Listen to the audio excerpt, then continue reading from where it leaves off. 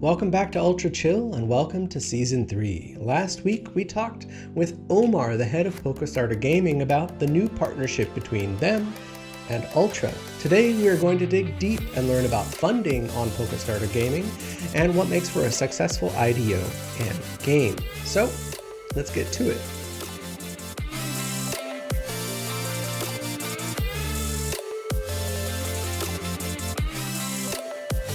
Polkastarter Gaming and its frankly amazing community has, at this time of recording, funded, like we said before, well over 100 projects with more than 35,000 users participating in those IDO rounds, which is that's a crazy amount of people to be participating in IDO rounds.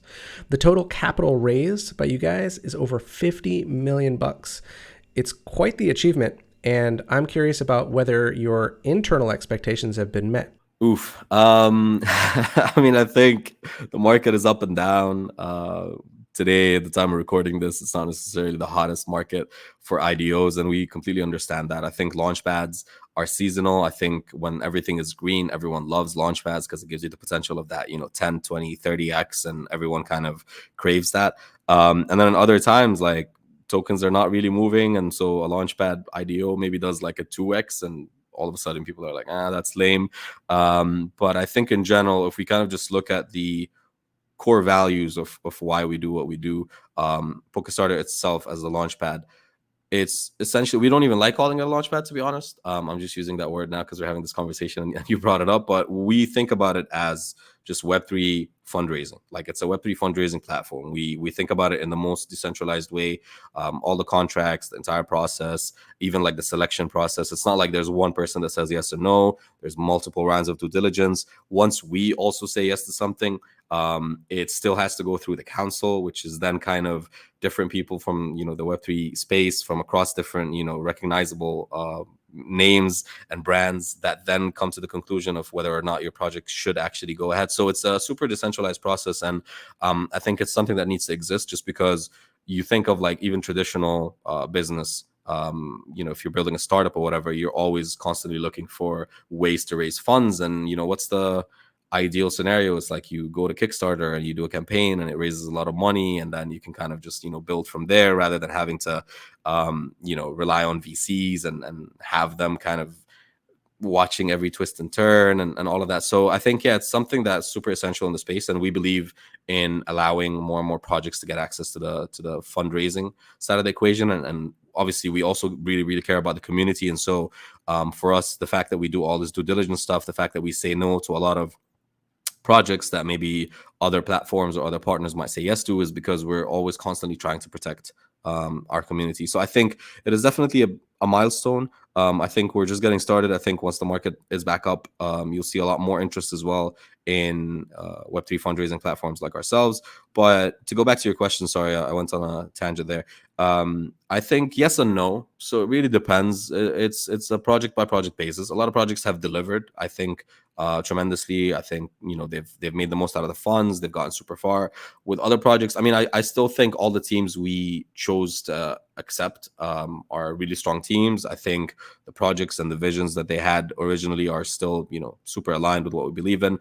But I guess it's really just different challenges and different approaches, and how you decided to spend the funding before the market went down and things like that, that are either now putting you in a stage where you're doing really well, and you're super comfortable and you can't wait for the market to come back up so people can start talking about how you're like one of the OGs, or you're not doing so well because maybe you spent a bit too much on something that you shouldn't have spent on.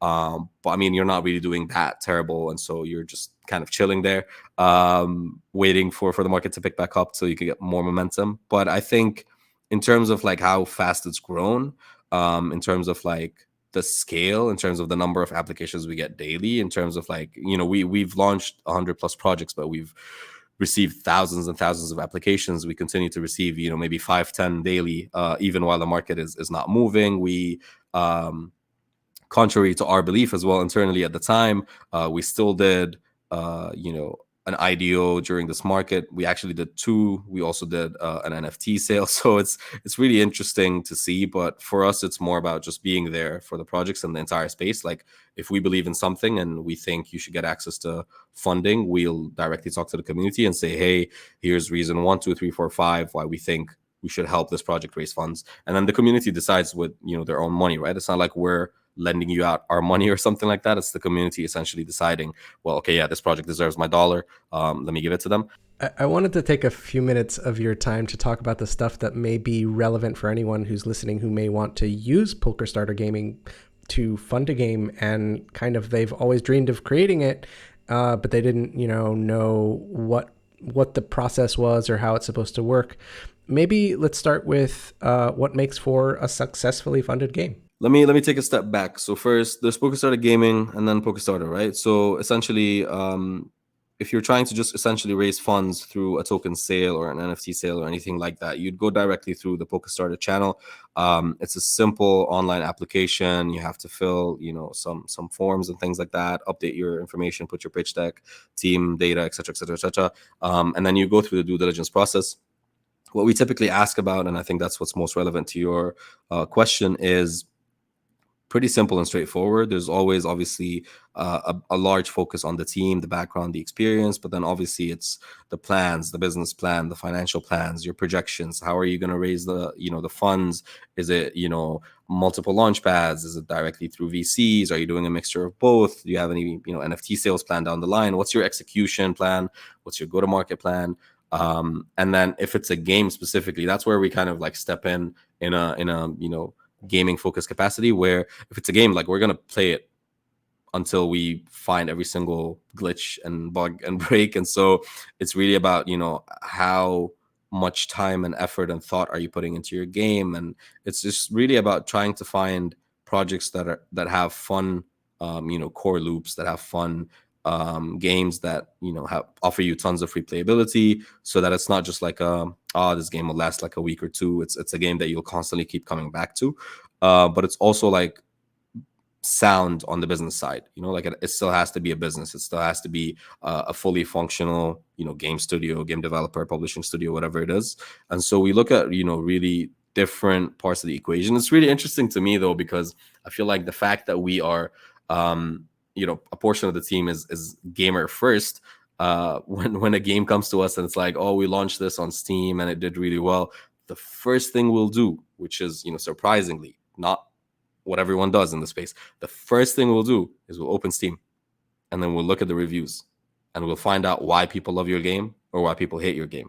And then when we get on a call, we're going to ask you those same questions that people are asking you in the comments. If someone's saying, oh, you abandoned this game, you haven't updated it in 2 years, blah, blah, blah, blah, like we're going to ask, hey, why'd you stop updating the game? Like, why has it been 2 years? If someone's saying like, oh, this is the best game ever, we can't wait, blah, blah, blah, we'll be like, oh yeah, your community seems to really like the game. Let's talk a bit more, etc., etc. So we really take a super, I guess, laser focused approach to all the different areas of what you're trying to build, whether it's a game, if you've got a community already, if you've been cultivating one, like even like it's so funny, you probably see the same on your side. Like when games come to you and they're like, we have 200,000 followers on Twitter, it's like, okay, cool. So the first thing you do is you open Twitter, and then you go to like their recent tweet, and then you look at how many likes, comments, retweets, and then if it's got tons of comments, you go to the comments, and then you start looking like, is it just bots replying with random links? Is it actual people engaging? And then that kind of starts the conversation, or it gives you, almost like a different bias, right? So I love when people say, oh, we've got a huge community, and then their socials are either dead or filled with bots, and it's like, yeah, nothing to be proud of. Let's focus on what really matters. So yeah, I mean, I think that's what it really takes. It just takes a bit of integrity. I wouldn't say like, it's not about, I swear it's not really about having the largest community in the space. Like that's where we'll help. Like we'll give you access to our Discord community. We'll give you access to thousands and thousands of players and gamers in the space, but it's always a plus, but it's not the most essential thing. What's really essential is that you're building something that you believe in. You're building a game that's going to be super fun, high quality. You are making good business decisions when it comes to spending your money, and the partners you're working with, and you as a team can actually deliver. Like it's super simple when you break it down to that. But the reason why I took a step back and in the beginning of the question, I said, let's talk about, both sides of the equation, is you could also still work with Polkastarter Gaming without directly working with the Launchpad side of the equation. So you don't have to actually use the fundraising platform to work with us. And so that's a bit of a different capacity, but we've partnered up with so many games in different ways, right? So it almost sounds like I'm starting to give shout outs. My Pet Hooligan is a really fun, interesting game, at least at the moment where we see it. And what we decided to do with them is just like partner up on a community side. And we said, hey, like, give us early access to your game and we'll get you like tons of players to come in. And they said, yeah, sure, 100%, let's do it. And so the partnership kind of almost culminates in this beautiful hoodie that you get when you play the game that has the Polkastarter Gaming logo on the back. So anyone that plays from Polkastarter Gaming side has that same hoodie, and so you can kind of like very easily recognize who's from the community and so on in their open world. In other capacities, like I mentioned in our chat earlier with Undead Blocks, we sponsored a $10,000 prize pool, which was one of their first partner prize pool tournaments. That went really well. I think at the time it was a 48-hour tournament. 1,600 players showed up.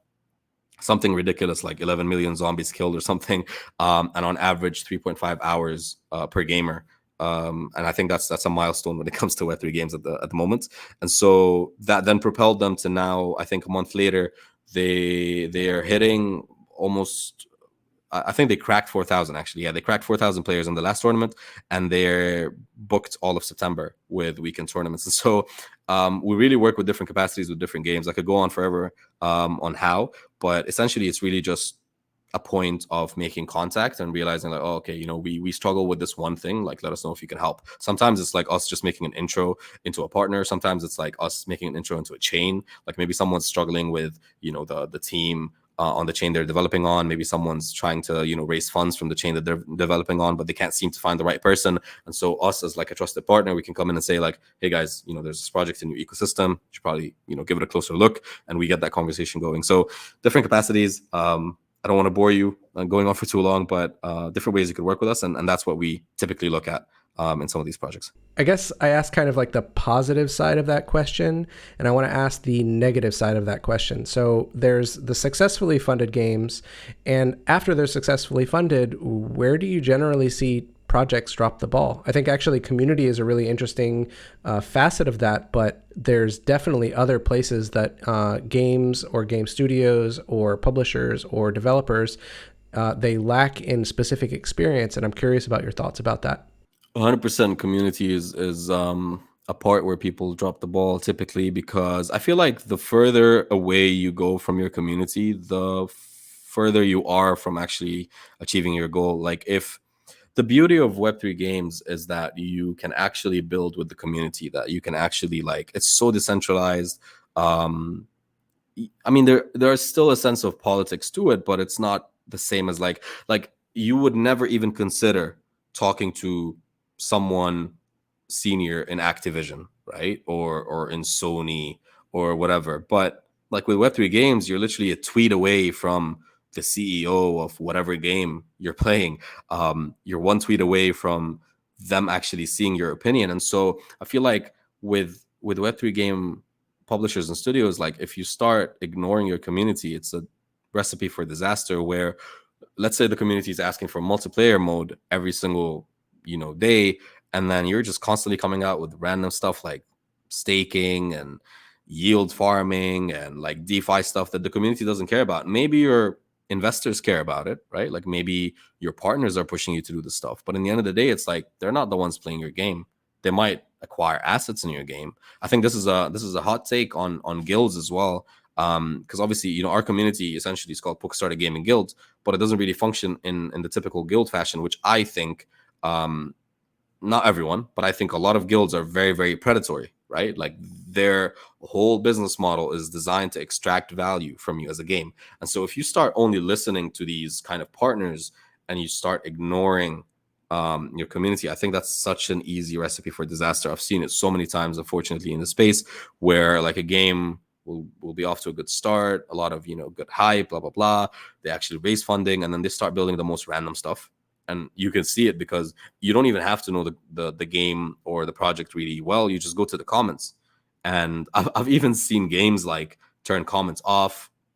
I've seen games like, ignore replies. Like if I'm building a game and one of the 2,000 players in my space, like you should cherish every single player that you have in this space because it's so tiny, right? But imagine like one of the 2,000 is saying, hey dude, I don't think that one thing you guys did is super cool. I actually think you should consider doing that instead. The least you could do is at least acknowledge that comment. You know, like you don't have to do anything about it, but it's like, you know, thank you for the feedback. And I see that with like the really successful games.